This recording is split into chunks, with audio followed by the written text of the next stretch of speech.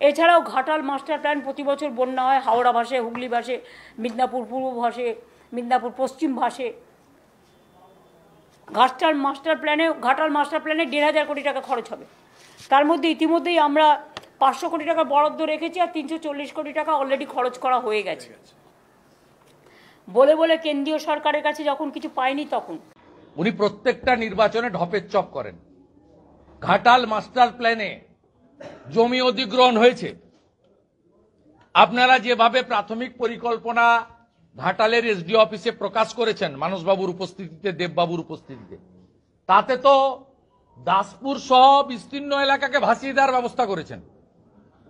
আগে জমি অধিগ্রহণ শেষ করুন, জমি অধিগ্রহণ করার পরে ঘাটাল মাস্টার প্ল্যান নিয়ে দিল্লি যাবেন, 50 ভাগ টাকা আপনারা দেবেন, 50 ভাগ টাকা ভারত সরকার দিতে প্রস্তুত। ভারত সরকার যদি কেলেঘাই, কপালেশ্বরী, খিরাই, চন্ডুয়া, কান্দি মাস্টার প্ল্যানে টাকা দিয়ে থাকতে পারে, ঘাটাল মাস্টার প্ল্যানে টাকা দেবে। তো আগে জমি অধিগ্রহণ করুন, রিং বাঁধ কোথায় দেবেন, তার জমি কোত্থেকে পাবেন, এক্সকাভেশন খনন করবেন, মাটি কোথায় ফেলবেন, নতুন মাটি কোথায় পাবেন, এতগুলো কাঠের ব্রিজ রয়েছে, বাঁশের ব্রিজ রয়েছে, কালভার্ট রয়েছে, তাকে পাকা ব্রিজে কনস্ট্রাকশনে করবেন। এগুলো ক্লিয়ার করুন। 500 কোটি টাকাতে কিচ্ছু হবে না। ওই প্রজেক্টটা মিনিমাম 2000 কোটির বেশি। 200-500 কোটি টাকাতে সাগরে ব্রিজ হয় না, ওটা জাতীয় জলপথ, ওখান দিয়ে বড় বড় বিদেশি জাহাজ যায়।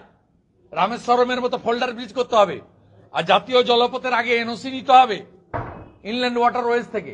আপনি এনওসি নিয়েছেন? সব মিথ্যা কথা, সব লোক জানে। আর আপনার লক্ষ্মীর ভান্ডারকে কেউ কপি করেনি, আপনি শিবরাজ সিং চৌহানের লাডলি বইনকে প্রশান্ত কিশোরের বুদ্ধিতে কপি করেছেন। আপনি প্রশান্ত কিশোরকে জিজ্ঞেস করলে বলে দিবে যে আপনার কাণ্ড কারখানাটার পিছনে উনার কি অবদান ছিল। বাজেট নিয়ে স্পিকার জানেন, স্বরাষ্ট্র পুলিশ দপ্তর। হ্যাঁ, উনি কোনোদিন সোমবার কোশ্চেন অ্যান্সারে আসেন না। উনি ডিপার্টমেন্টাল বাজেটে কোনোদিন স্বরাষ্ট্র দপ্তর, স্বাস্থ্য দপ্তরের বাজেট করেন না, কোনোদিন করেন না।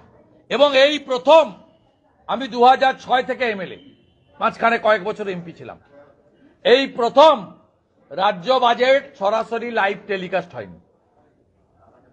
টেলিকাস্ট হয়নি মানে ফুটা বাজেট বলে।